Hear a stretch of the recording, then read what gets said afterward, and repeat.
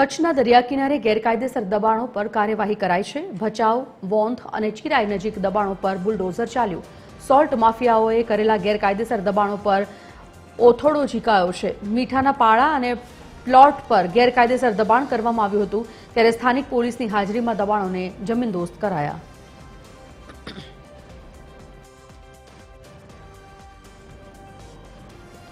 સંવાદદાતા અયાઝ સિદ્દીકી ફોનલાઈન પર જોડાઈ ગયા છે। અયાઝ, જે પ્રકારે દબાણ હટાવવાની કામગીરી ચાલી રહી છે કચ્છના દરિયા કિનારે ગેરકાયદેસર જે દબાણો કરી દેવામાં આવ્યા હતા તે મુદ્દા પર આ કાર્યવાહી કયા તબક્કે છે, શું વિગત?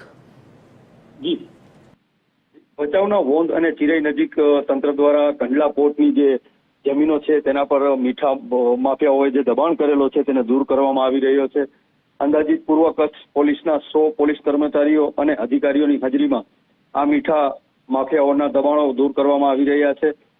મીઠા માફિયાઓએ કરેલા મીઠાના પાળાઓ અને મીઠાના પ્લોટો સહિત દબાણો દૂર કરાયા છે। સ્થાનિક તંત્ર, પોલીસ અને દીનદયાલ પોર્ટ દ્વારા જેસીબી અને હિટાચી મશીન વડે દબાણો દૂર કરવામાં આવી રહ્યા છે। જી,